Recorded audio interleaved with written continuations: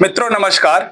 मित्रों आज एक बार पुनः काशी एक रहस्य की इस श्रृंखला में मैं आप लोगों के साथ काशी में चिकित्सा शिक्षा इस विषय पर चर्चा करूंगा, जिस पर प्रकाश डालने के लिए हमारे साथ उपस्थित हैं प्रोफेसर कैलाश कुमार गुप्ता जी। महोदय हर हर महादेव। आपको भी प्रणाम। और महोदय आपको सबसे पहले मैं बधाई देना चाहूंगा कि जिस तरीके से भी मैं आपके बारे में सुना कि आपने हिंदी के जगत में जो पुरस्कार प्राप्त किया है, तो निश्चित रूप से वो विश्वसनीय और वंदनीय है। और दूसरी बात कि आप काशी में रह करके जिस तरीके से आप चिकित्सा के क्षेत्र में सेवा दिए हैं, तो उसके लिए भी आप निश्चित रूप से बधाई के पात्र हैं। तो एक बार पुनः मैं आपको बधाई और प्रणाम और हर हर महादेव करता हूँ। और गुरुदेव, आपको ध्यान में रखते हुए मैं आपसे जानना चाहूंगा कि काशी जैसी प्राचीन नगरी, जहां आयुर्वेद और आधुनिक चिकित्सा दोनों का गहरा इतिहास है, आप इन दोनों को एक साथ कैसे देखते हैं? आप हमारे दर्शकों को बताने की कृपा करिएगा। देखिए, हमारी जो भारतीय चिकित्सा पद्धति जिसे हम आयुर्वेद कहते हैं जी, ये एक तरीके से हम कह सकते हैं कि मेडिकल साइंसेस की उत्पत्ति का विषय है। ये यहीं से शुरू हुआ था, जिसमें हम अपनी मानव सेवा में मानव को होने वाली व्याधियों का उपचार करते थे। आदिकाल से जब हमारे भगवान धन्वंतरी थे, जिन्होंने हमारे विश्व को बहुत सारी विधियों और इलाज के बारे में बताया, ये चीजें जो है शुरुआत से ही थी। फर्क इतना पड़ा कि जैसे ही डेवलपमेंट्स हुए सोसाइटी के अंदर, तो विश्व में हमारी आयुर्वेदिक पद्धति को एक सेकंड हैंड बना दिया गया, जबकि वो हमेशा से ही प्रथम स्थान पर रखने वाली एक पद्धति थी और आज भी बहुत चीजों में कारगर है। मेरा यहाँ कहना जरूरी है कि हमारे वैद्य जो हुआ करते थे, वो नाड़ी पकड़ करके इलाज को डायग्नोसिस कर लेते थे। फिर उसके बाद क्या हुआ कि ये नाड़ी विद्या आई तो हमारी मॉडर्न मेडिसिन में, और उस नाड़ी विद्या को हम लोग को सिखाया भी गया, लेकिन क्रेडिट किसी और ने ले लिया, जबकि ये आयुर्वेदिक शिक्षा में इसकी पहले से ही इस विषय में ज्ञान था। इसी तरीके से मानव शरीर में की संरचना में जो भी व्याधियां होती थी, सर्जिकल जो भी प्रॉब्लम्स होती थी, तो वो भी जो है हमारे पुराने महर्षियों ने उसका भी इलाज करके विश्व को दिया। तो उन सब चीजों को एक तरीके से मैं ये कहना चाहूंगा कि आयुर्वेदिक पद्धति जो थी वो आज भी कारगर है, और इसका समावेश मॉडर्न पद्धति के साथ होना भी ठीक है। इसमें कोई दो राय नहीं है, क्योंकि कोई चीज में हम ये देखना चाहते हैं कि अगर कोई चीज में निरंतर कोई प्रोग्रेस हो रही है तो ये भी अच्छी बात है। अगर हम कोई दो पद्धतियों को ले करके अगर हम मानव की सेवा कर सकें और मानव के होने वाली व्याधियों को दूर कर सकें तो वो ठीक है। कोई भी पद्धति हो, अगर शरीर हमारा स्वस्थ होता है उस पद्धति से, वही सबसे विशिष्ट पद्धति है। गुरुदेव, आगे मैं आपसे जानना चाहूंगा कि क्या काशी में चिकित्सा परंपरा केवल उपचार तक सीमित है या यह जीवन दर्शन से भी जुड़ी है? ये बहुत ही अच्छा और स्वस्थ सवाल है। आज की परिवेश में खाली चिकित्सा पर ही हमको अपने आप को रिस्ट्रिक्ट नहीं रखना है। मेरा ये मानना है कि जीवन शैली में बदलाव लाना एक मुख्य विषय होना चाहिए। अगर हम जीवन शैली हम अपनी ठीक रखेंगे और अपनी पद्धति, अपनी जो सनातनी पद्धति है, वैश्विक पद्धति है हमारे देश की जो है, जिसमें कि महर्षियों ने हम लोगों को बहुत सारी चीजों के बारे में बताया, अगर उन जीवन शैलियों को पालें तो बहुत सारी हमारी जो व्याधियां जो नए जमाने की पैदा हुई हैं, डायबिटीज, हाइपरटेंशन, मानसिक रोग, ये सारे ना हो। तो इसीलिए इसका समावेश होना बहुत जरूरी है। योग पद्धति उनमें से एक है। गुरुदेव, जैसा कि आपका जुड़ाव बीएचयू से रहा है जी, तो बीएचयू के मेडिकल कॉलेज आईएमएस की विशेषता अन्य संस्थानों से कैसे भिन्न है? बहुत ही यूनिक है जी। मुझे इस यूनिवर्सिटी में मेरा चाव कैसा था कि तकरीबन 46 साल पहले मैं एक स्टूडेंट की हैसियत से आया था। ये 47वां साल चल रहा है मेरा। 47वां? जी। और इसमें मैं मेडिकल की परीक्षा जो होती है हम लोग की चयन की, वो पास करके मेरा चयन कई और विद्यालयों में भी हुआ था, लेकिन मैं सारी जगहों को छोड़ करके BHU को मैंने चुना, क्योंकि इसकी जो विद्वता थी, यहाँ के गुरुजन थे हमारे, वो बहुत ही अच्छे थे और जिन्होंने बहुत महत्वपूर्ण कार्य चिकित्सा के क्षेत्र में किया हुआ था। तो यहाँ की जो एक तो पढ़ाई लिखाई, गुरुजनों का प्यार और शिक्षा की शैली जो अन्य मेडिकल कॉलेजों से भिन्न थी। यहाँ हमारे गुरुजन अपने विद्यार्थियों को अपने बच्चों की तरह पालते थे, उनको प्यार भी करते थे, उनको डांटते भी थे और उनको एक कुम्हार की भूमिका में ट्यून अप करते थे। एक कुम्हार जो होता है एक मिट्टी का लोथड़ा होता है, उसको जो है ठोक ठोक करके सुंदर मूर्ति बनाता है। हमारे गुरुजन कुछ इसी प्रकार के थे और हम लोग आज उन्हीं की वजह से आज हम लोग इस स्थिति में हैं कि आज देश के पटल पे और विश्व के पटल पे हमारे यहाँ के पढ़े हुए विद्यार्थी बहुत ही अच्छा कार्य कर रहे हैं। गुरुदेव, यहाँ चिकित्सा शिक्षा में सेवा और साधना की भावना को कैसे जीवित रखा जाता है? ये एक बहुत ही वैश्विक सवाल हो गया है, क्योंकि आजकल मटेरियलिस्टिक वर्ल्ड हो गया है और मटेरियलिस्टिक वर्ल्ड में पैसे का महत्व हो गया है। जीवन के लिए पैसा जरूरी है, लेकिन आप किसी पद पे या संस्थान में किसी महत्वपूर्ण पद पे रहे हो, बहुत बड़े साइंटिस्ट रहे हो, IAS अधिकारी रहे हो, बहुत बड़े चिकित्सक रहे हो, ये सारी बातें अपनी जगह हैं जब तक आप उस चेयर पे हैं। उसके बाद आप एक मनुष्य ही रह जाते हैं रिटायरमेंट के बाद। तो हमें कुछ ऐसे कार्य करने चाहिए कि जिसमें सेवा का भाव ज्यादा हो, और ये व्यवस्था जो है जीवन के शुरुआत से ही समझ लेनी चाहिए कि हमें अपने कार्यों के साथ में जो भी हमारी एक रोल है, जो हम रोल अदा कर रहे हैं, उसके साथ में मानवता और एक ये मानवता का दृष्टिकोण बहुत महत्वपूर्ण होता है। आज हम यूं कह दें कि एक व्यक्ति है जो कि सफाई कर्मचारी है, अगर हम उससे प्यार से बात करें और उसकी बात को अप्रिशिएट करें कि तुमने बहुत अच्छा काम किया, तो वो भी अपने आप को सोचेगा कि वो समाज का अंग है। जब हम अपने अंदर ये भावना ले आते हैं कि हम बड़े तुम छोटे, तो यहाँ पर ये गलत बात है। तो इसमें चिकित्सीय सेवा में हम लोग के साथ में ये रहता है कि ना हमें देश देखना है, ना अपना शत्रु देखना है। मैं यहाँ एक बात और कहना चाहता हूँ कि हर आदमी एक मानव है, हमारी तरीके से है, उसको ठीक करना हमारा कर्तव्य है और हमारा ये प्रतिज्ञा भी है। शत्रु बहुत महत्वपूर्ण होता है, मित्र से ज्यादा महत्वपूर्ण होता है। वो हमें इतना एनर्जी देता है कि हम क्या गलत कर रहे हैं, हम उसमें क्या सुधार ला सकते हैं।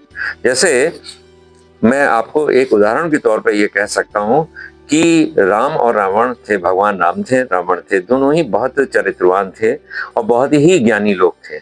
लेकिन उसमें कहानी क्या हुई कि रावण ने अपना शत्रु भी कौन ढूंढा? राम ने अपना शत्रु नहीं ढूंढा, रावण ने अपना शत्रु ढूंढा। तो उसने उस महान हस्ती को ढूंढा कि जिससे उसने कुछ सीखा और उसने अपना मुक्ति का रास्ता ढूंढा। तो शत्रु भी जो होना चाहिए जिससे कुछ सीखने को मिले। तो इसलिए मैं शत्रु को कभी भी ये नहीं मानता कि वो मेरे जीवन का वो नेगेटिव पार्ट है। वो ठीक है, उसका मुझे बहुत ज्यादा ध्यान नहीं रखना है, मुझे मित्रों को अपने करीब रखना है, शत्रु का ध्यान ज्यादा नहीं करना है, ताकि उसकी जो कड़वाहट है वो मेरे अंदर ना आए, लेकिन उससे सीखने को मिलता है, सुधार लाने को मिलता है। जी गुरुदेव, आगे मैं आपसे जानना चाहूंगा कि छात्र छात्राओं में मानवता आधारित चिकित्सा का दृष्टिकोण कैसे विकसित किया जा सकता है? आपको खुद ही रोल मॉडल बनना पड़ेगा उसके लिए। बच्चों को तो शिक्षा ग्रहण करते वक्त जब तक हम अपने अंदर वो चीज आत्मसात नहीं करेंगे, तो हम अपने बच्चों को, अपने स्टूडेंट्स को क्या सिखाएंगे? तो इसलिए ये जो आपने विषय उठाया है, इस विषय में हमको प्रथम दृष्टिया ये बताना है कि मौलिक तौर पे हमें सबसे पहले अपना एक मानवीय पहलू रखते हुए सेवा का भाव रखना है। ये कह देना तो बहुत सरल है कि सेवा का भाव रखना है। जब तक आप खुद नहीं करेंगे और अपने को एक उदाहरण के तौर पर नहीं रखेंगे तो नहीं होगा। जैसे मैं, ठीक है, मैं एक सीनियरिटी लेवल पे आज प्रोफेसर हूँ, लेकिन मैं आज भी अपने आप को एक स्टूडेंट मानता हूँ, विद्यार्थी मानता हूँ चिकित्सा के क्षेत्र में। हर रोज मुझे सीखने को मिलता है। मैं अपने मरीजों को देखते वक्त स्वयं मरीजों को खुद देखता हूँ। इवन छोटे से छोटा काम उनसे संबंधित होता है तो मैं खुद करके दिखाता हूँ, चाहे वो ड्रेसिंग ही करनी क्यों ना हो। ये नहीं है कि मैंने बड़ा पद पा लिया है, मैं बड़ा सीनियर हो गया हूँ, मैंने बड़ी पढ़ाई कर ली है तो मैं ये छोटे काम नहीं करेंगे, ये ड्रेसर करेगा, नहीं, मैं स्वयं करता हूँ। और इसके विषय में आप कभी भी हमारे छात्रों से पूछेंगे तो वो ये बात कहेंगे जो यहाँ से पढ़ करके जा चुके हैं और बड़े बड़े पदों पे, बड़े बड़े संस्थानों में आज वो एसोसिएट प्रोफेसर या प्रोफेसर की रैंक पे। जैसा कि अभी आपने गुरुदेव मानवता की बात करी, तो उसी बात को ध्यान में रखते हुए मैं आपसे जानना चाहूंगा कि आज चिकित्सा शिक्षा में सबसे बड़ी चुनौती क्या है? तकनीकी बदलाव, नैतिकता या संवेदनशीलता की कमी? मैं दूसरे दो चीजें हैं, तकनीकी तो छोड़ दीजिए, नैतिकता और दूसरा जो संवेदनशीलता, ये दोनों चीजों में थोड़ा सा विकार आया है जी।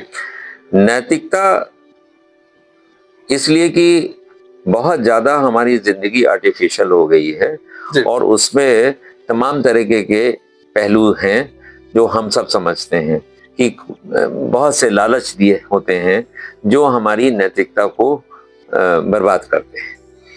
नैतिकता किसी आदमी को पढ़ाई नहीं जा सकती है, ये स्वयं से आती है, परिवार से आती है।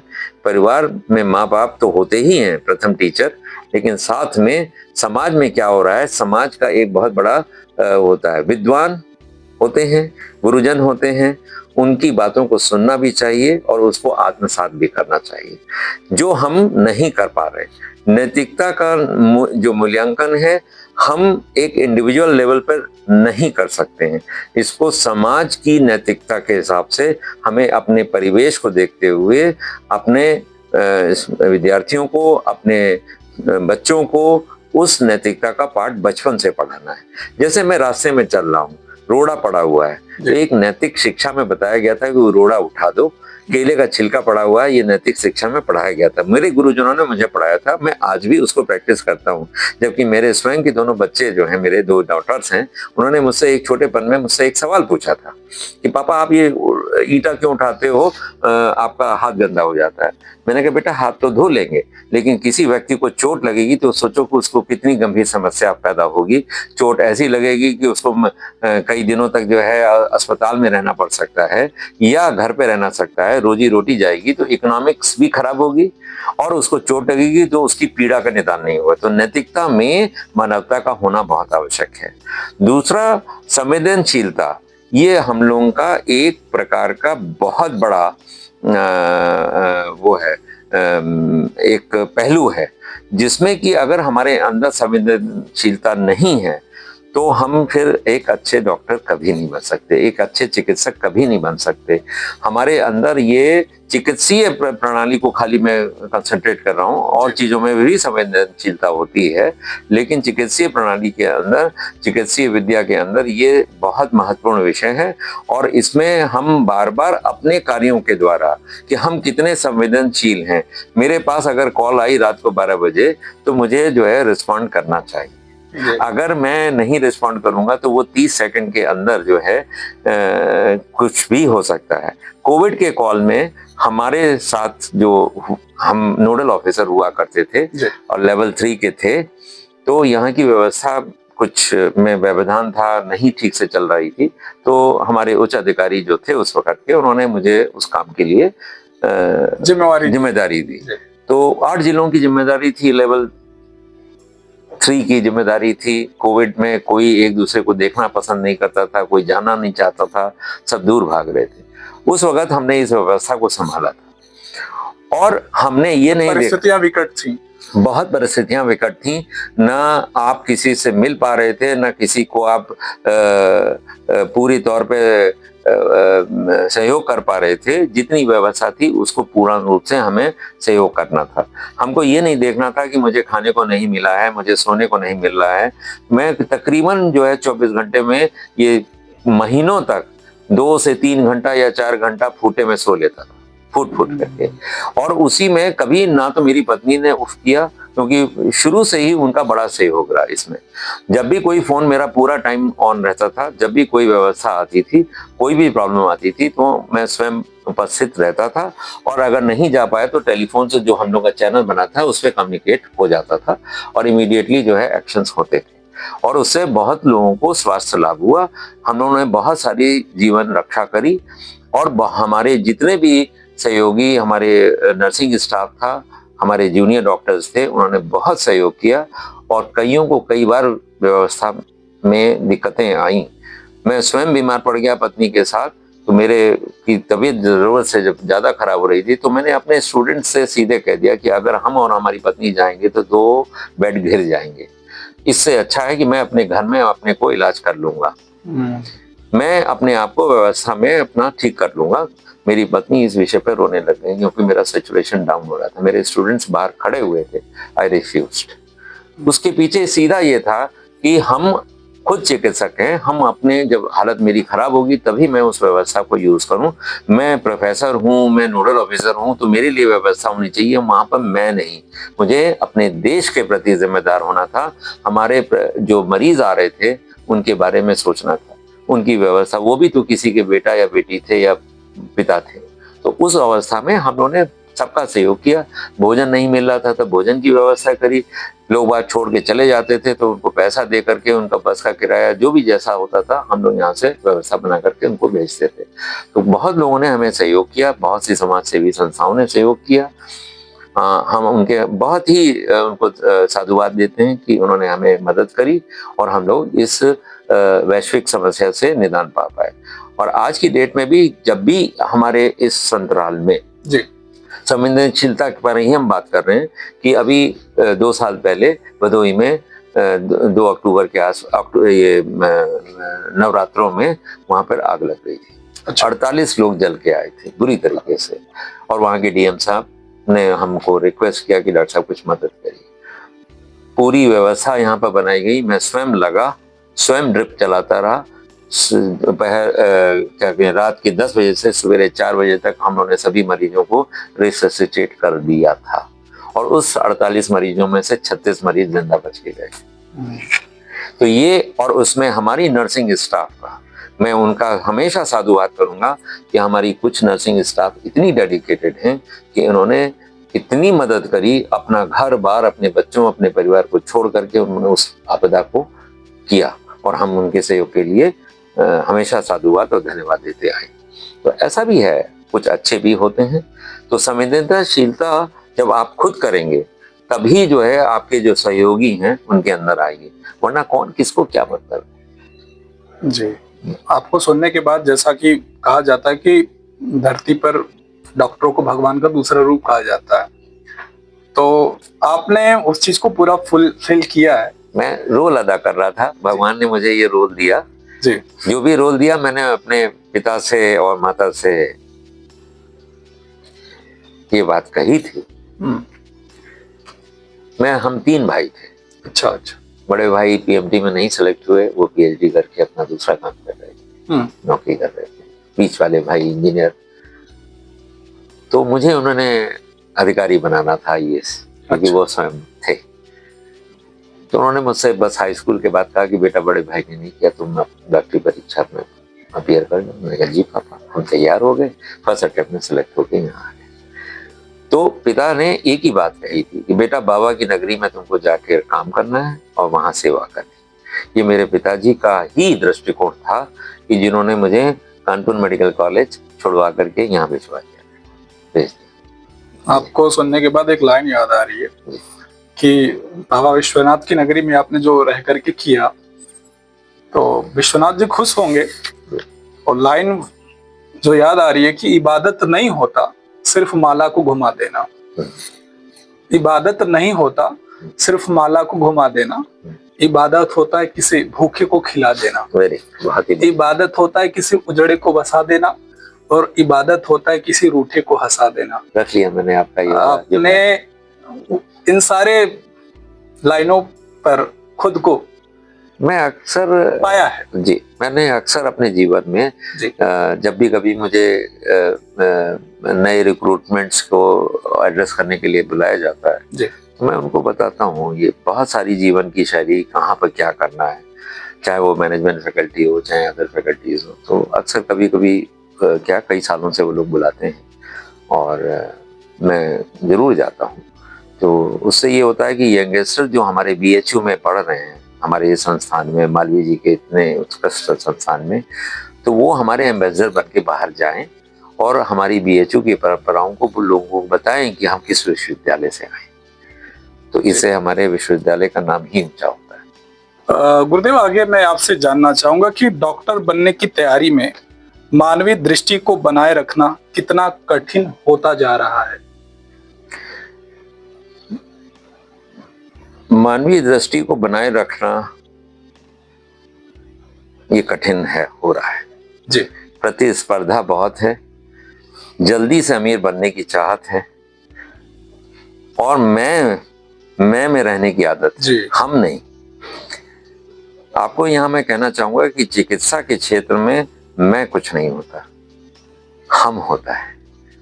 हम एक ग्रुप में, अगर हम ये कहें कि मैं बहुत बड़ा डॉक्टर हूं, मैं अस्पताल में सभी मरीजों का इलाज कर लेता हूं, उसमें भी मुझे किसी के सहयोग की आवश्यकता नहीं है, ये गलत है। मेरे जूनियर रेसिडेंट्स, मेरे नर्सिंग स्टाफ, मैं आपको यहाँ पर एक बात बीच में कहना चाहूंगा कि जब मैं इंटर्न था, एमबीबीएस पास करने के बाद 1 साल का ट्रेनिंग पीरियड होता है, तो मैंने ड्रिप लगाना किससे सीखा? अपनी नर्सिंग स्टाफ से। अच्छा। मैंने राइस ट्यूब डालना सीखा अपने नर्सिंग स्टाफ से। वो मेरी गुरु थी, और आज भी वो जो भी जिन्ना है उनका मैं गुरु की तरह मान करता हूँ, क्योंकि उनसे मैंने बहुत कुछ सीखा। उनसे मैंने पेशाब में नली डालने का होता है, वो कैसे डाल ली जाती है, मरीज की ड्रेसिंग कैसे की जाती है, ये सारा मेरी जो उस वक्त की जो नर्सिंग स्टाफ थे उन्होंने मुझे सिखाया। तो वो आज भी मेरे गुरु हैं और उनका उतना ही सम्मान है। जैसा कि अभी आपने प्रतिस्पर्धा की बात गुरुदेव की, तो क्या आपको लगता है कि आज के छात्र प्रतिस्पर्धा में सेवा भावना को कहीं खो रहे हैं? अवश्य खो रहे हैं, बिल्कुल खो रहे हैं, क्योंकि उनको ये समझ में आने लग गया है कि हम किस तरीके से तेजी से सारे वैभव को पालें।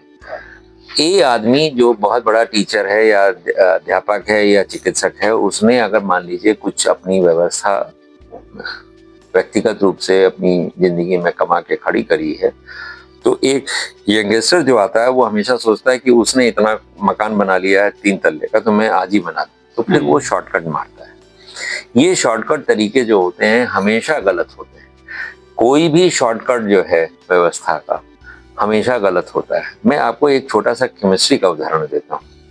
हम लोग जो 12th में थे, तो हम लोगों को जो है क्रिस्टल बनाने की प्रक्रिया के बारे में बताया गया था, एस्पिरिन के। तो हमारे गुरुजी ने उस वक्त बताया था कि जिन लोगों ने जो है इसको इतनी देर तक इतने टेम्परेचर पर गर्म नहीं किया, तो उसका जो है क्रिस्टल अच्छा नहीं बनेगा, और उन्होंने क्रिस्टल का इवैल्यूएशन किया था। मुझे आज भी याद है, हमारा भी क्रिस्टल जो है उसमें सिलेक्ट हुआ था जी। तो एस्पिरिन के क्रिस्टल में उन्होंने केमिस्ट्री की कुछ बातें बताई थी, चिरैलिटी को लेकर के, लीवो रोटेटरी, डेक्सो रोटेटरी। तो कौन सा रोटेटरी जितना ज्यादा होगा वो बायो अवेलेबल होगा। इसी तरह जीवन में कोई भी हम शॉर्टकट करेंगे, अगर हमने अपनी वो परंपराओं को और अपने वो व्यवस्था को लेके साथ नहीं चले, तो अगर हम समावेशी नहीं हुए, तो किसी भी अवस्था में हम उस जो रियल अचीवमेंट है उसको नहीं पा पाएंगे, कभी नहीं पा पाएंगे। हम उस शिखर पे पहुंचेंगे, और पहुंच भी गए अगर हम शॉर्टकट से, तो गिर जाएंगे, गिरना तय है जी। एक कोटेशन याद आ रहा है फिर से कि intelligent and talented hard work is just 20% of your success, correct. 80% is the value and virtues of your life. Very good, that is correct, that is I fully endorse and I subscribe to your comments, that is all there. ये है, तो ये मैं इसको मानता हूँ। गुरुदेव, आगे मैं आपसे जानना चाहूंगा कि आने वाले दशकों में आप काशी और बीएचयू में चिकित्सा शिक्षा को किस दिशा में जाते हुए देखते हैं? काशी एक अगर हमारे पास एक्सोडस ना हो, यानी कि हमारे जो डॉक्टर्स हैं दूसरे संस्थानों में ना जाएं जी, तो उसका भविष्य बहुत उत्तम है। और एक ये भी हो सकता है, जो कि मुझे पूरी उम्मीद है, कि एक ये मेडिकल टूरिज्म का सेंटर बन सकता है। तो यहाँ पे चिकित्सीय सेवा बहुत ही कम दामों में बहुत ही उत्तम श्रेणी की होती है जी। हम लोग किडनी ट्रांसप्लांट भी कर रहे हैं, हम लोग बोन मैरो ट्रांसप्लांट भी कर रहे हैं, हम लोग बहुत सारी व्याधियों को देख रहे हैं। मुझे आपको ये जानकारी देकर के खुशी हो रही है कि बहुत सारी ऐसी परेशानियां या बीमारियां जिनका कि निदान बड़े से बड़े अस्पताल में नहीं हुआ, वो रेफर करके हम लोग के यहाँ आते हैं और उसका निदान होता है। हम लोग 20 करोड़ पॉपुलेशन को केटर करते हैं, जिसमें कि झारखंड से, बिहार से, मध्य प्रदेश के कुछ पूर्वी पार्ट से, उत्तर प्रदेश का तो है ही है पार्ट, और 2 कंट्री नेपाल और भूटान। बाहर से भी लोग मरीज बहुत आते हैं, बहुत ज्यादा मात्रा में आते हैं, नेपाल से भी बहुत आते हैं। तो यहाँ पर इसलिए आते हैं क्योंकि उनको विश्वास है, और भविष्य में जिस हिसाब से हमारे यंगस्टर कलीग्स जो हैं, जो बाहर से विद्याओं को पढ़ करके और उन्होंने यहाँ पर ज्वाइन किया है शिक्षण का, और उनको मैं धन्यवाद इसलिए देता हूँ कि कम पैसे में भी, सैलरी में भी वो यहाँ काम करने के लिए तैयार है। तो जो हमारे यहाँ अभी रिसेंट पास्ट में जो डेवलपमेंट्स हुए हैं, उससे मुझे पूर्ण उम्मीद है कि सरकार तो अपना जो सहयोग कर रही है, जो हमें उपकरण दे रही है, हमें पैसा दे रही है, साथ में हमें मैन पावर भी दे रही है, तो उसके सहयोग से ये एक टूरिज्म का सेंटर बहुत बड़ा होने जा रहा है। और हम लोग कॉम्पीट करेंगे मुंबई, मद्रास और कलकत्ता और दिल्ली से। तो ये बात तो निश्चित है कि ये नेक्स्ट जो है, चारों के बाद 5वां नंबर हम ही लोग का होगा।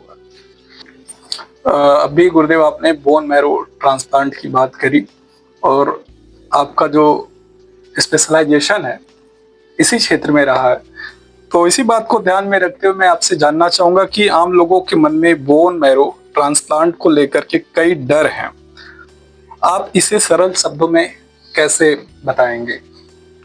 देखिए, 2 चीजें पहले आपको बताना चाहूंगा कि 2 चीजें जो है मानव जाति नहीं बना पाई है, एक खून और एक धरती। मिट्टी नहीं बना पाए हम किसी भी प्रयोगशाला में। तो बोन मैरो क्या है? बोन मैरो एक तरीके से मिट्टी है जहां से खून की उत्पत्ति होती है। इसमें एक विकार आ जाता है। विकार का दृष्टिकोण एकदम सीधा सा है कि किसी चीज की कोई प्रोलिफरेशन का मतलब होता है कि उसका बढ़ना, फिर उसका प्रोग्रेशन होना, यानी कि उसकी एजिंग होना, और फिर उसके बाद वो समाप्त हो जाना। हर चीज की एक आयु होती है। अगर इन तीनों स्तर पर कोई डिफेक्ट आ जाता है तो कोई प्रकार की मैलिग्नेंसी या कैंसर हो सकता है। लेकिन बोन मैरो ट्रांसप्लांट जो होता है वो सिर्फ खाली मैलिग्नेंसी के लिए नहीं है, नॉन मैलिग्नेंट कंडीशन, थैलेसीमिया के लिए भी, तमाम सारी और कंडीशंस हैं, सिकल सेल एनीमिया, सबके लिए भी बोन मैरो ट्रांसप्लांट है। ये सब जेनेटिक डिसऑर्डर्स है। तो इसमें इन सब बीमारियों में 2 तरीके के ट्रांसप्लांट्स होते हैं, एक होता है ऑटोलोगस, एक होता है एलोजेनिक। एलोजेनिक का मतलब ये होता है कि दूसरे का बोन मैरो निकाल के रेसिपिएंट में चढ़ाया जाना। अच्छा। ऑटोलोगस में क्या होता है? स्वयं का ट्रीटेड मटेरियल स्वयं में चढ़ाया जाना। तो आपको एक एग्जाम्पल के साथ कह सकता हूं कि एक मल्टीपल माइलोमा की बीमारी होती है, जिसमें मल्टीपल माइलोमा में शरीर के बोन्स में दर्द होता है और साथ में टूट भी जाती हैं। तो उस बीमारी को हम लोग अपनी तरीके से डायग्नोस करते हैं, और डायग्नोस करने के बाद उसमें ऑटोलोगस ट्रांसप्लांट किया जाता है और सक्सेसफुल होता है अक्सर। यहाँ का पहला ट्रांसप्लांट 2020 में हुआ था, जो मैंने स्वयं में किया था, और वो पेशेंट आज तक स्वस्थ है और बढ़िया चल रहा है। दूसरा ट्रांसप्लांट अभी हाल में किया गया। इसी तरीके से ऑटोलोगस ट्रांसप्लांट पीडियाट्रिक विभाग वालों ने भी कुछ किए और वो भी सक्सेसफुल हुए।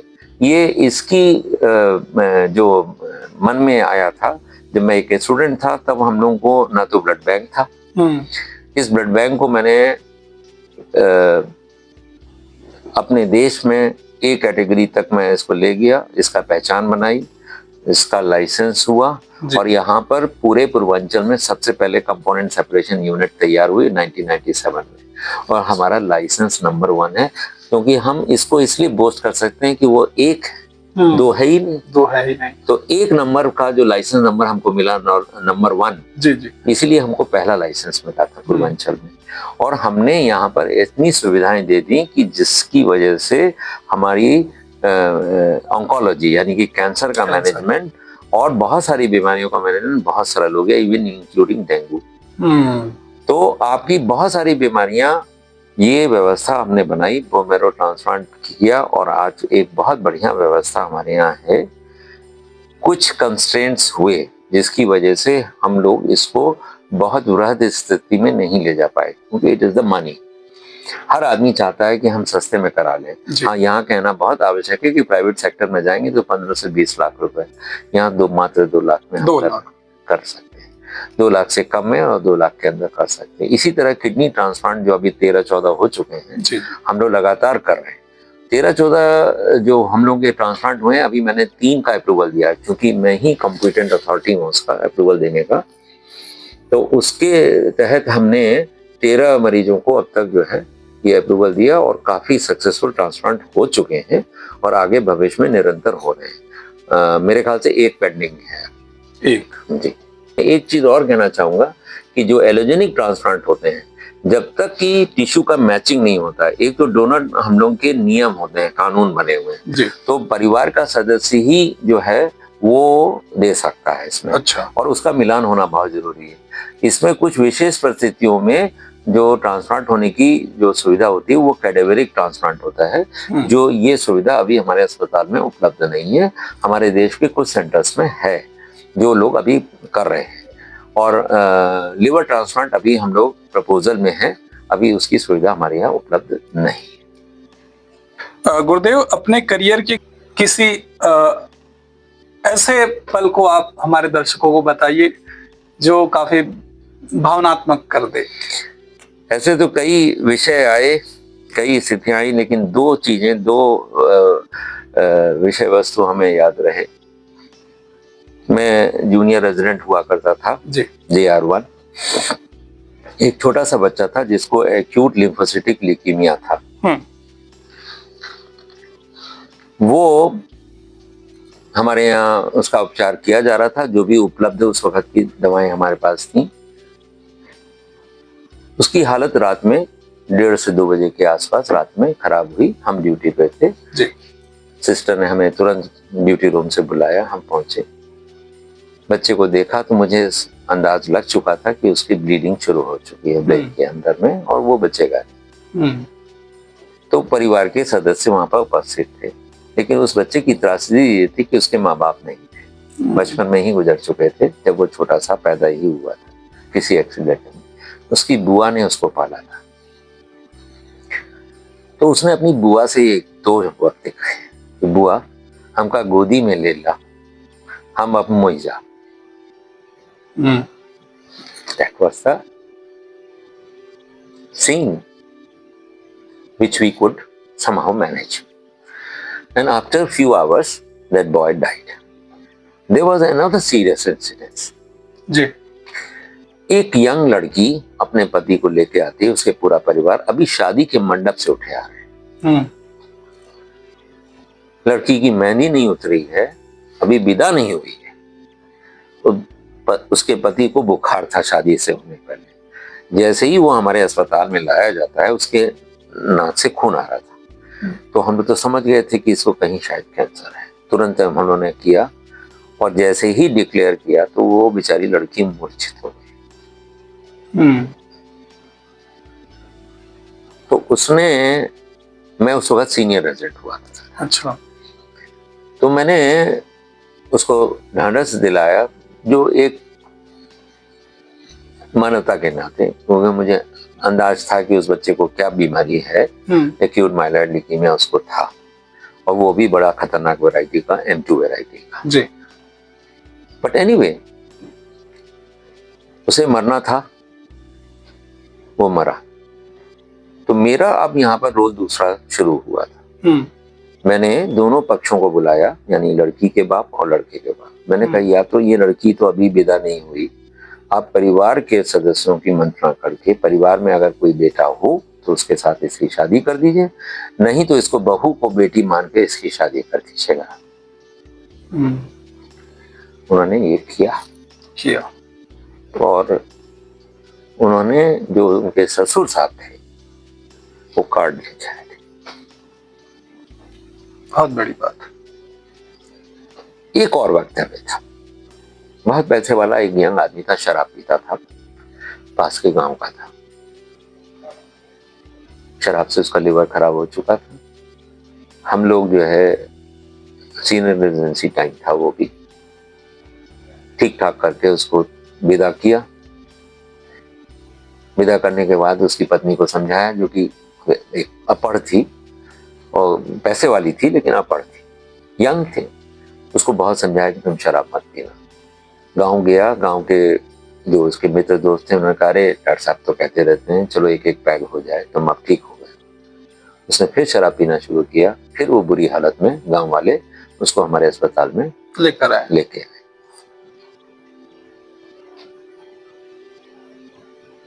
वो हेपेटिक कोमा में चला गया, उसकी मृत्यु हो गई। 3 दिन तक उसकी डेड बॉडी हम लोग जो है मॉर्चरी में रखे रहे, गांव का एक व्यक्ति नहीं आया। उस अवस्था में हम लोगों ने अपना चंदा जुटा करके हरिश्चंद्र घाट हम लोग गए, उसका दाह संस्कार किया, फोटो खिंचाई। और टीटीई साहब थे हमारे, जो मरीज के तौर पे हमारे यहाँ भर्ती थे, उनसे निवेदन किया कि इनके गांव की ट्रेन जो जाती है पैसेंजर, उस पे दे दीजिए। और एक पोस्ट कार्ड लिख के दे दिया कि बेटा इस पे जो हम लोग, जब तुम पहुंच जाना गांव तो इसको पोस्ट ऑफिस में डाल देना, तो हम लोग को ये पता लगे कि तुम पहुंच गए हो। और उसको ये समझाया कि जीवन में अब अपनी सुरक्षा तुम्हें स्वयं करनी होगा, तुम्हारा पति नहीं। और तुमने ये समझ लिया कि 3 दिन तक तुम्हारे गांव से एक आदमी नहीं आया, परिवार का कोई नहीं आया बचाने के लिए, इसलिए अब सुरक्षा तुम्हें स्वयं करनी है। वो अकेली लड़की यंग अपने पति की यादें लेकर के यहाँ से चली गई। तो ये सब चीजें जिंदगी में आई। जीवन में स्टूडेंट जो हमारे यहाँ पढ़ने आते थे, कुछ ऐसे स्टूडेंट्स के साथ में कहानियां हुई कि यहाँ आए दोस्तों के साथ, जो झरने नदी नाले जो आप जानते हैं यहाँ शहर के हमारे बनारस के पास है, मिर्जापुर में और इधर, तो उन्होंने वहां जाके एडवेंचर किया और डूब गए। हम इस यूनिवर्सिटी में प्रोक्टोरल बोर्ड में भी थे 94 से 2014 तक जी। तो 94 से 5 साल तक हम प्रॉक्टर रहे, फिर उसके बाद हम डिप्टी चीफ प्रॉक्टर बनाए गए इस यूनिवर्सिटी के। फिर उसके बाद हम 14, 15, 16 में मेडिकल सुपरिटेंडेंट बने। लेकिन उस दौरान में मुझे अच्छे से याद है कि 97 की बात है कि एक बहुत यंग लड़का, गरीब घर का, वो लखनिया राजदरी में कहीं पर जाके डूबा था और उसको 2 दिन तक हम लोग छानते रहे। उसकी जब डेड बॉडी लेके आए तो उसकी माँ की हालत देख करके बड़ा वो एक मेड सर्वेंट थी। चले पूरा परिवार इस उम्मीद में था कि मेरा भाई डॉक्टर बनेगा, वो मर गया। तो उसके बाद जब मैं जीवन में आगे बढ़ा, तो जब यहाँ रिक्रूटमेंट्स होते थे, काउंसलिंग होती थी, तो मैं उसका चीफ कोऑर्डिनेटर हुआ करता। तो मैं पहले दिन ही जो है पेरेंट्स से एक ही बात की शपथ दिलवाता था कि आप अपने बच्चों से ये प्रॉमिस कराएं कि वो नहीं जाएंगे इन जगहों पे। और इस विषय पे मैं आज भी कायम हूँ कि जब भी अभी मैं इंडक्शन प्रोग्राम हो रहा था MBBS वालों का, तो उसमें भी मैंने बहुत सारी चीजें उनको हंस हंस के समझाई कि बेटा क्या है क्या नहीं है, जिंदगी क्या है, और पढ़ाई लिखाई को लेकर के कभी निराश मत होना। जिंदगी में भगवान से ये कहना, ईश्वर से ये कहना कि ट्राई मी, कभी वाई मी मत कहना। ईश्वर से हमेशा कहना कि try me and you must prove yourself. आज तुमने मेडिकल प्रोफेशन चूज किया है तो तुमको अपने आप को प्रिजर्व करना ही होगा। आप ये मत सोचिए कि मेरा बर्थडे नहीं मना तो मेरे बच्चे को मैं घुमाने नहीं ले जा पाया। आपको सबको पूरे परिवार के साथ प्रिजर्व करना ही होगा, तभी आप इस उसमें आप अपने अंदर संवेदनशीलता ला सकते हैं, तभी आप डिवोटेड हो सकते हैं, तभी चीजों को कर सकते हैं। मैं आपसे बताऊं, पर्सनल जीवन में बहुत कुछ ऐसे वाक्य आए जिसे शायद मुझे नहीं कहना चाहिए, लेकिन वो वास्तविकताएं थी। और यहाँ की जिम्मेदारियों में मैं लगा रहा, जो कि किसी भी पिता के लिए एक बहुत ही गंभीर समस्या थी। गुरुदेव, आपकी बातें सुनने के बाद तो भावुकता आ ही गई, लेकिन अभी आपने जिस तरीके से रक्त से संबंधित बीमारियों की बात की, तो आज के समय में रक्त से जुड़ी बीमारियां जैसे कि ल्यूकेमिया या थैलेसीमिया, कितनी सामान्य हो चुकी है? मैं आपको वास्तविक बताऊं कि डायग्नोस्टिक रेट बढ़ गया है, और इस जोन के अंदर हमने जो स्टडी करी थी, थैलेसीमिया जियोग्राफिकल ज्यादा होता है, जैसे झारखंड, छत्तीसगढ़, आपके पास में सोनभद्र, पंजाब, बंगाल, इन सारी जगहों पे ये जेनेटिक डिसऑर्डर है। तो ये जीन के अंदर जो भी डिफेक्ट्स होते हैं उसमें बीटा सेल या अल्फा सेल का थैलेसीमिया हो सकता है। तो ये डिटेक्शन रेट हमने मशीन लगाई थी, और उसके बाद जो भी हमारे यहाँ डोनर आते थे उनका सबका मैं फ्री में थैलेसीमिया चेक करता था, जिससे कि एक अवेयरनेस हुई। तो मैंने ये हमेशा अपने वक्तव्य में, अपने भाषणों में ये कहना शुरू कर दिया था कि आप शादी करने जा रहे हैं अपनी पुत्री या पुत्र की, तो जन्म कुंडली के साथ में उसका थैलेसीमिक चेक जरूर करा लें, ताकि होने वाली जो संतान है उसको ये ट्रांसमिशन ना होने पाए। तो इस विषय पे हम लोगों ने काफी कार्य किया। हम लोग हीमोफीलिया, थैलेसीमिया, इन सभी विषयों पे हम लोग जो है लगातार काम करते रहे, और हम लोगों ने नेशनल इस पे कॉन्फ्रेंस भी करी थी। कैरोल कैस्पर जो हम लोग की मदर थी हीमोफीलिया वर्ल्ड की, उन्होंने हम लोग के में शिरकत करी थी, उस वक्त 97 की बात है। तो हम लोगों के यहाँ हीमोफीलिया प्रोग्राम बहुत अच्छा चल रहा है, थैलेसीमिया है बहुत कॉमन है, ल्यूकीमिया डायग्नोस्टिक रेट बढ़ गया, ल्यूकीमिया की बारंबारता बढ़ रही, ये देखने को मिला। इसके लिए आप हमसे कहेंगे कि कारण क्या हो सकता है, तो हम लोगों की जो प्रकृति से दूर भागना और आर्टिफिशियल जिंदगी जीना, ये सब इसका कारण बन रहा है। तो मेरा ये मानना है कि जनमानस जो है अपनी प्राकृतिक जो धूप है, खान पान है, एडल्ट्रेशन से जितना बच सकते हैं बचें। ये जो फूड्स आते हैं, मोमोज, पिज्जा, ये सब चीज़ों से जितना बच सकते हैं, ये सब कूड़ा प्रोडक्ट्स हैं और इनको कम खाना चाहिए। हमारा सत्तू ज्यादा अच्छा है जी। गुरुदेव, आगे मैं आपसे जानना चाहूंगा कि डॉक्टरों पर बढ़ते दबाव और मरीज डॉक्टर संबंधों के बीच जो दूरी बन रही है उसे कैसे कम किया जा सकता है? इसका सबसे बढ़िया तरीका है संवाद।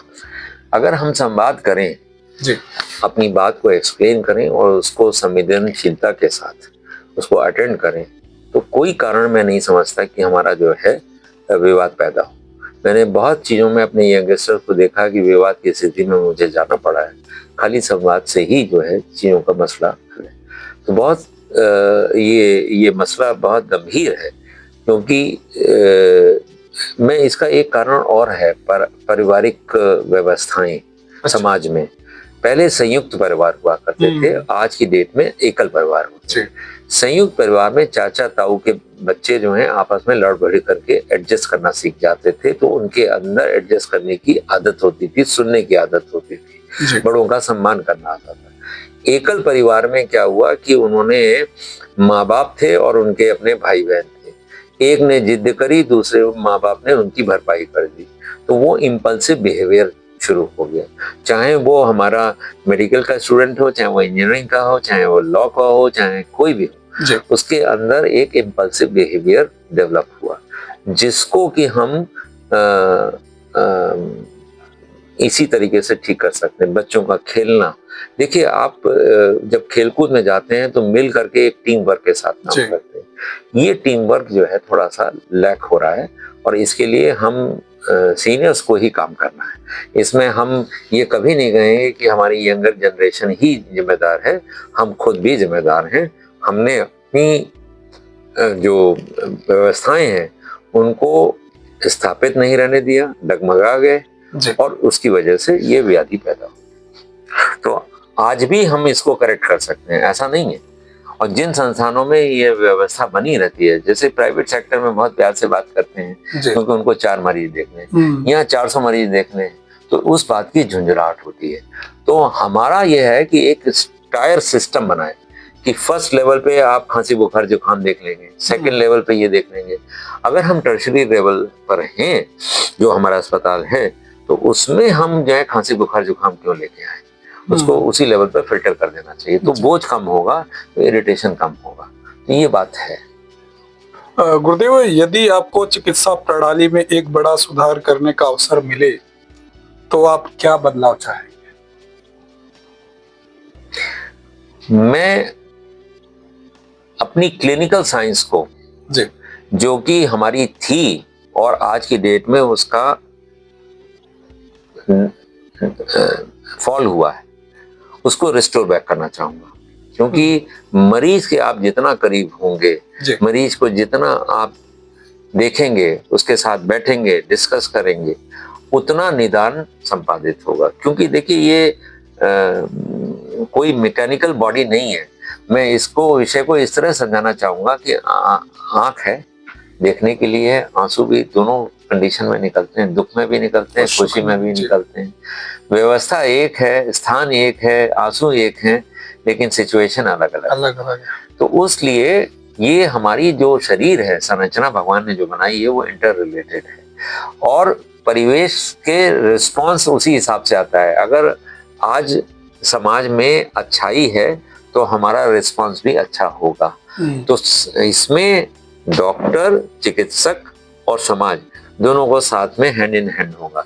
अगर आप आकर के डॉक्टर को आते ही 2 झापड़ मार देंगे, अगर रात को 2 बजे वो मान लीजिए किसी कारण से थका हुआ है और दिन भर खटा हुआ है, तो उसकी भी बात वो सुनना चाहता है, आप उसको प्यार से समझा सकते हैं। आप उसको डरा के धमका करके, जो आजकल पद्धति पिक्चरों से आई है कि मार दिया ये डॉक्टर, ये पद्धति नहीं होनी चाहिए।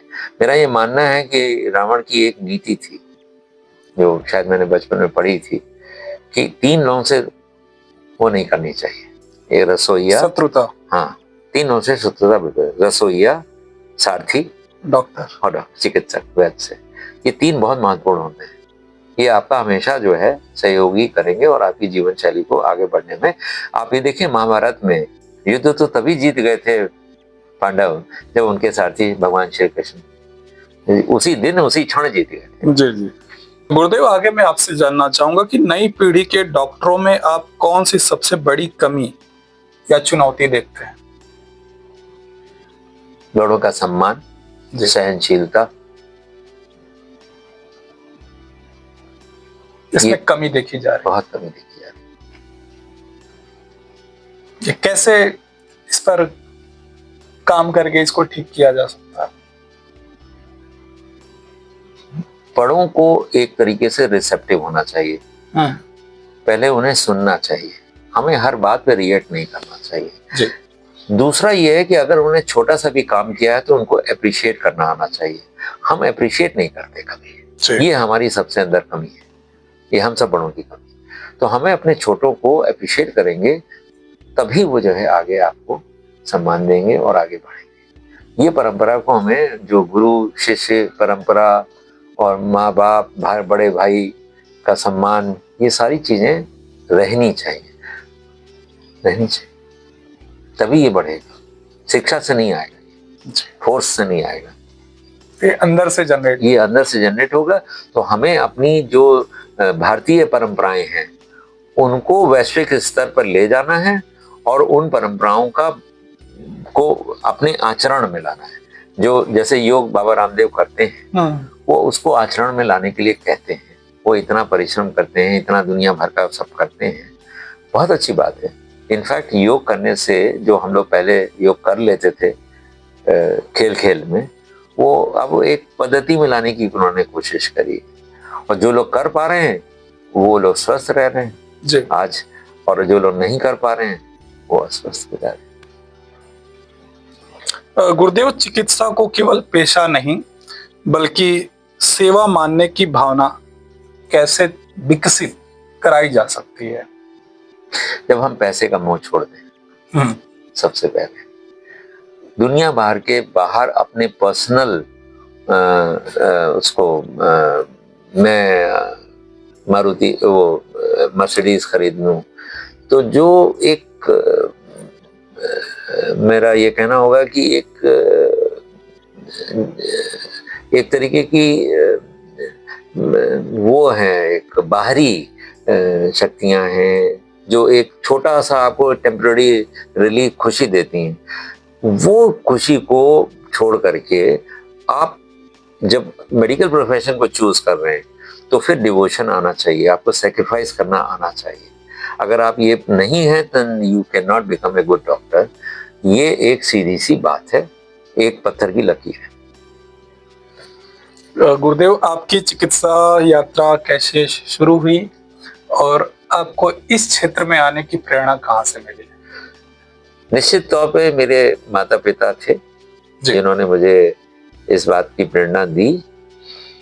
मैं अपने सराउंडिंग में देखता था कि जो चिकित्सक होते हैं उनका बड़ा मान सम्मान होता है, और वो जब मैं स्वयं छोटा बच्चा था तो मेरी तबीयत खराब हुई थी, तो मेरे जो चिकित्सक थे उन्होंने मुझे किस तरीके से ट्रीट किया था, तो मुझे उनके प्रति बड़ा मान और सम्मान था कि उन्होंने मेरी बीमारी को ठीक किया था। बड़े होकर के मुझे ऐसा लगा कि मैं आगे चल करके मुझे चिकित्सक शायद मैं बनूं।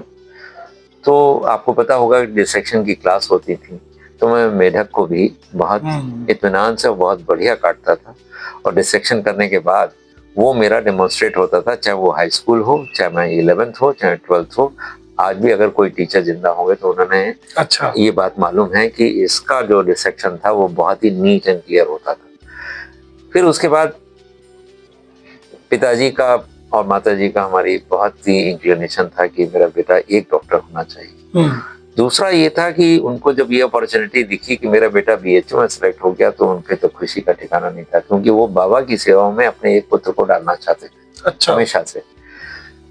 तो जब मेरा सिलेक्शन हुआ तो मुझे अचरज हुआ कि मेरे पिता, जो कभी भी मुझे उंगली पकड़ करके स्टेशन छोड़ने नहीं गए और रिटायर हो चुके थे उस वक्त तक, तो वो मुझे जो है स्टेशन में पानी बरस रहा था कालका मेल में बैठाने आए, और उन्होंने कहा बेटा तुमको आज मैं फर्स्ट क्लास की टिकट में बैठाऊंगा, क्योंकि उस वक्त एक डिस्टेंस का ब्लॉक था और मैं बैठ नहीं सकता था जब तक कि मेरे पास फर्स्ट क्लास की टिकट ना हो। तो पहली दफे जीवन में मैंने फर्स्ट क्लास की टिकट, मेरे पास एक हरे रंग का बक्सा हुलडॉल और एक लाल रंग का झोला था जिसमें मेरे माँ ने खाना रखा था। उसके साथ मैं यहाँ मुगलसराय उतरा।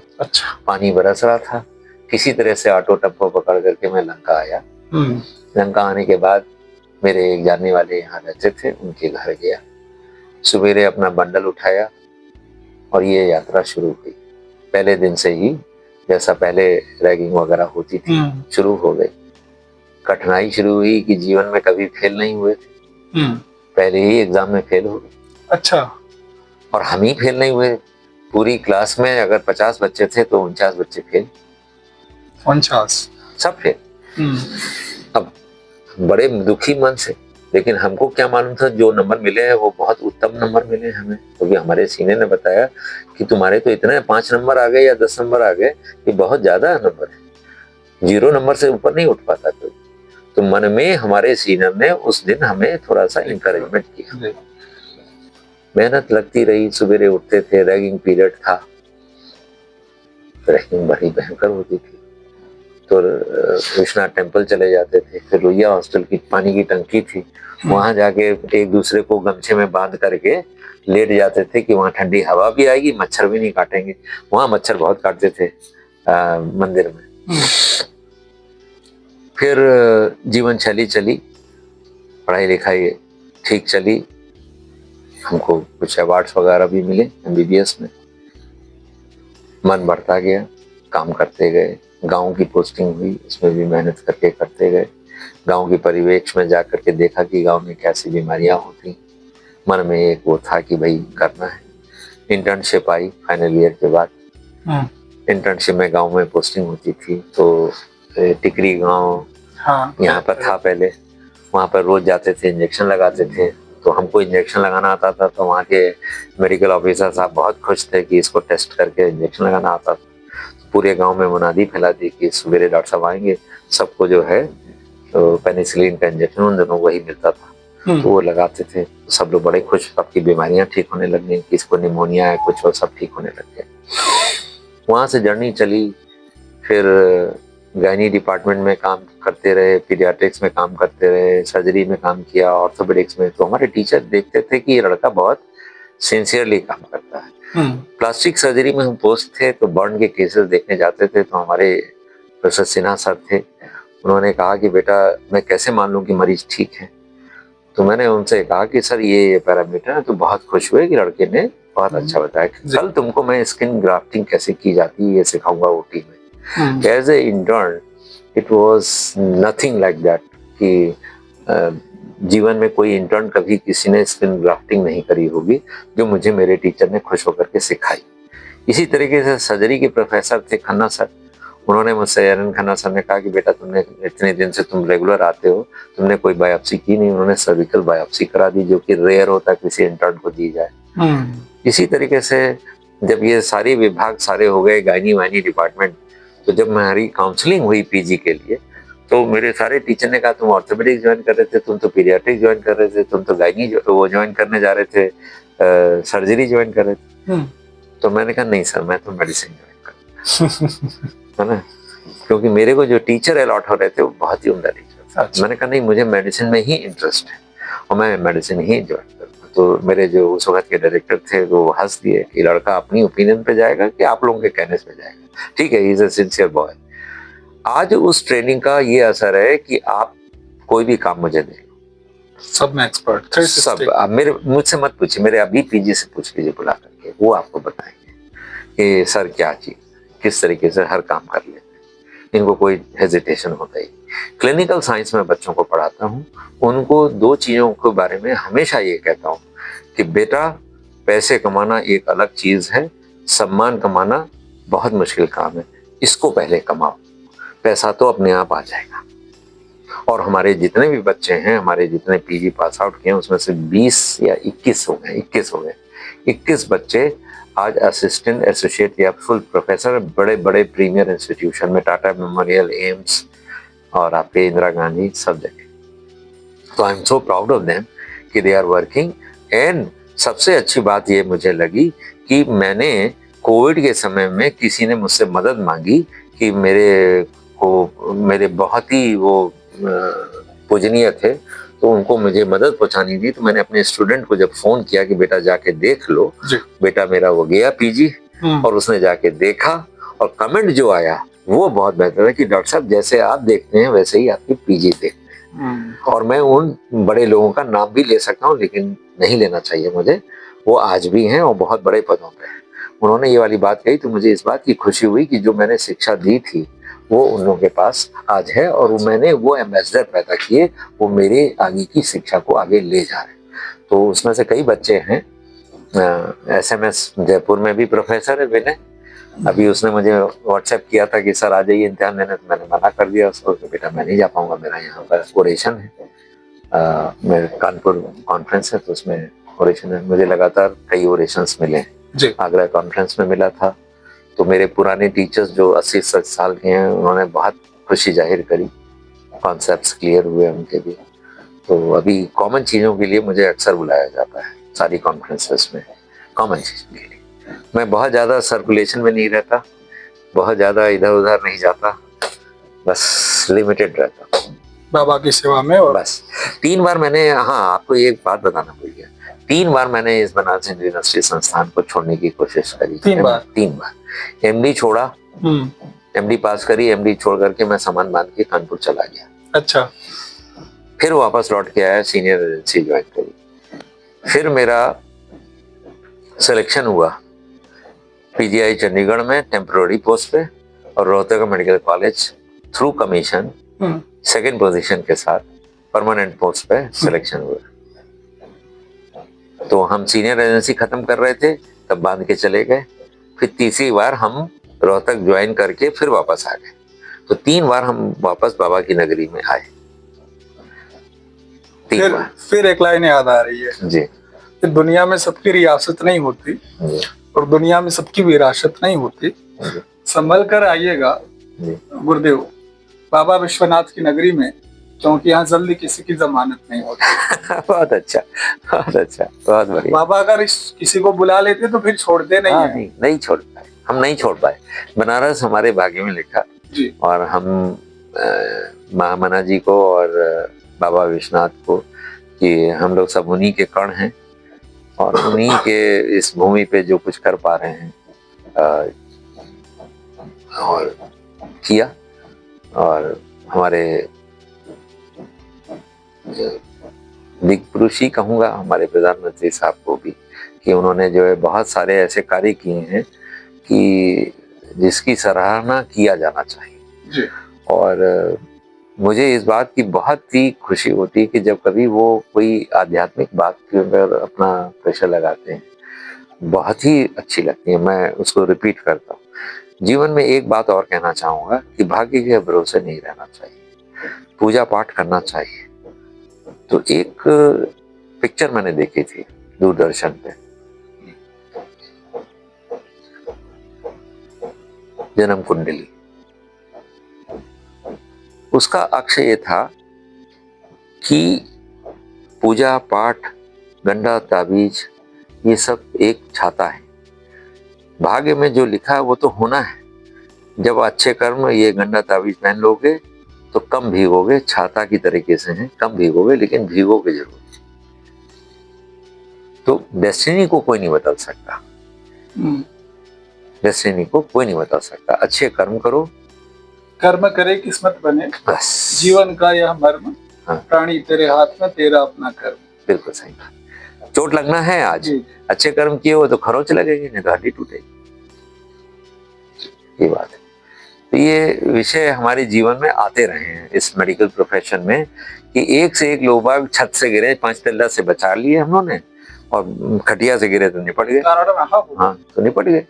तो इसीलिए अभी एक मरीज हमारे स्पेशल वार्ड में भर्ती थे जो ट्रॉमा सेंटर से कॉम्प्लिकेट होकर के मेरे पास आए थे। मोमडन थे, उनकी हड्डियां टूटी हुई थी, सब लगे हुए थे। तो मैंने उनसे एक ही बात कही कि ऊपर वाले को आप जो है धन्यवाद दीजिएगा, बहुत सस्ते में छोड़ा आपको, खोपड़ी नहीं फटी आपकी। ये आपको किसी चीज से ईश्वर ने बचाया है, और किसी विपदा से, आपदा से आपको इसलिए बांध के डाल दिया कि उस विपदा से आप बचे रहें। इसलिए ऊपर वाले को कभी दोष मत दीजिएगा। भगवान बहुत बड़ा है, वो हमें विपदाओं से बचाता है। आने वाले जो डॉक्टर हैं उनके लिए आपका संदेश क्या रहेगा? उनके लिए सबसे बड़ा संदेश है कि बेटा, आप सब लोग अपने अंदर मरीज के प्रति संवेदना रखो। जी। अगर एम्पैथी नहीं होगी तो आप एक कितनों भी विद्वान हो, आप अच्छे डॉक्टर कभी नहीं बन सकते। तो ये एक मूल मंत्र के साथ विद्वान होना एक अलग बात होती है, और एक